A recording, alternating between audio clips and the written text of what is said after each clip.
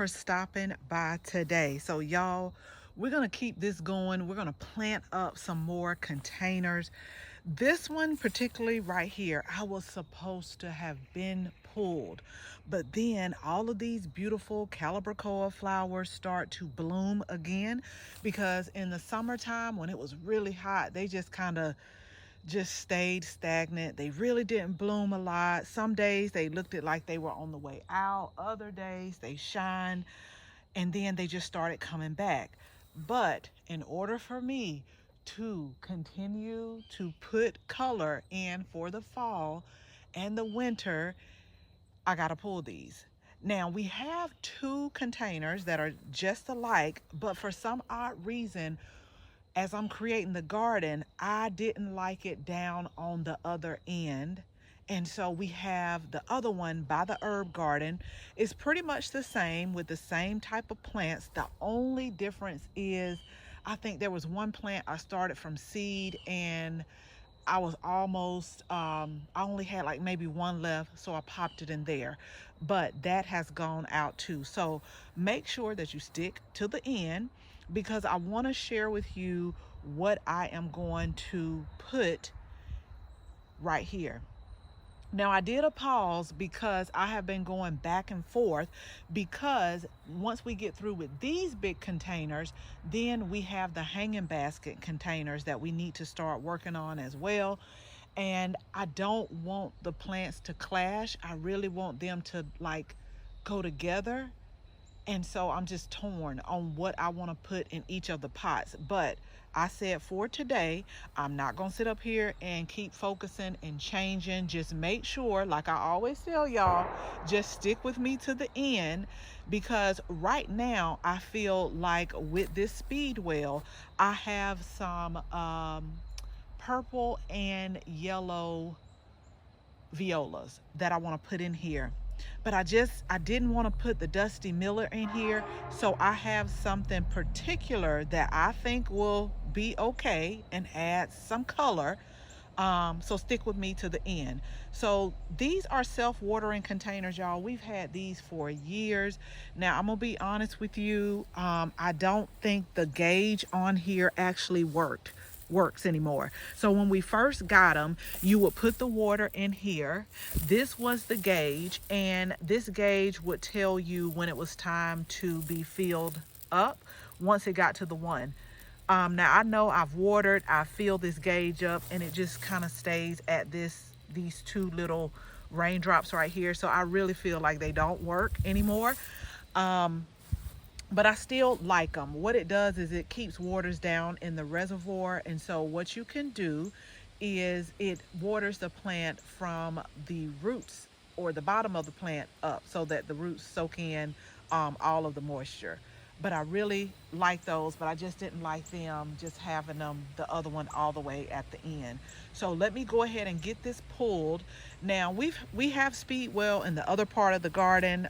I don't know if I'm gonna cut this back yet, because with the other ones you could clearly see the new growth down at the bottom. I cut it back down and it's already starting to pop up. But with this one, I may give this a little bit more time to make some new growth at the bottom, and then like late fall, winter, I may cut it down. But as it's just like growing like this, I'll just let it stay this way.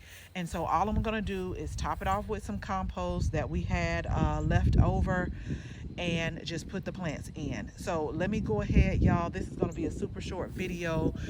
You saw me plant different containers before. As a matter of fact, I'll link the very last video that we did where we put up our holiday planters. And so I just pretty much use the same method for each container.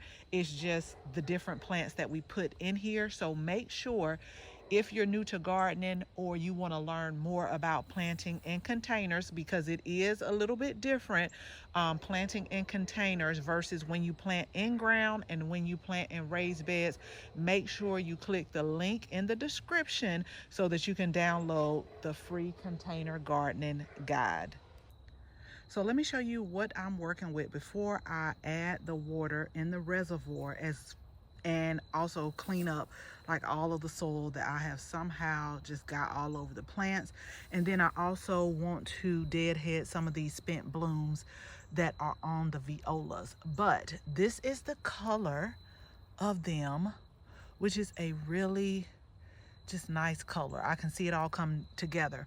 And the reason why I wanted you to stay to the end is because I had another viola that was a soft purple and white, but I felt like the speedwells were already this purple color, and so let's get something like a contrast color. So that's where the yellow comes in at. We also planted calendula directly in front of the speedwell, and these calendulas are going to be yellow. So they'll be yellow, then we'll have this purple and the yellow. And calendula does so much better for us in the fall and in the spring. We actually started calendula from seed in the spring. Once it started to heat up, we harvested all of the flowers because we use it to make this calendula salve. And let me show you really quick. We started seed again in late summer, early fall, and let me show you what it looks like now.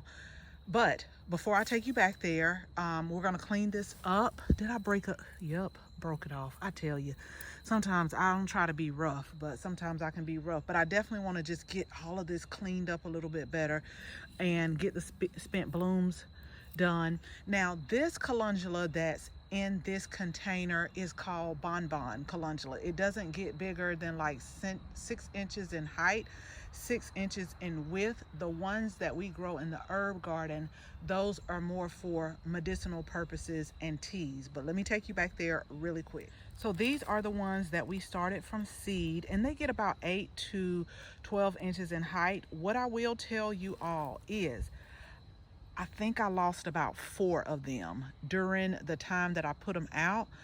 We had some pests, probably the slugs, that came in and got them before I was able to like really save them, or they were too far gone.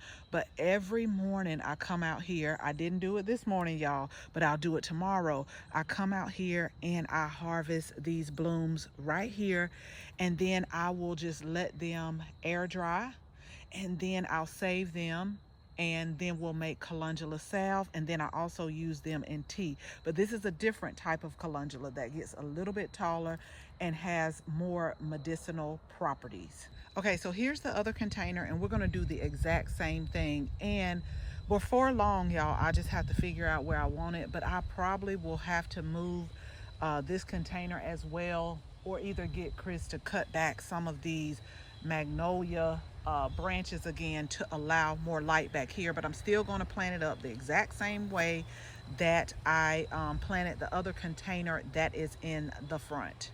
So as always, thank you all so much for watching this video. Make sure you share this video with your family and your friends, and if you're not a subscriber, go ahead, tap the subscribe button. Make sure you tap the bell so that you can receive notification each and every time we upload a new video.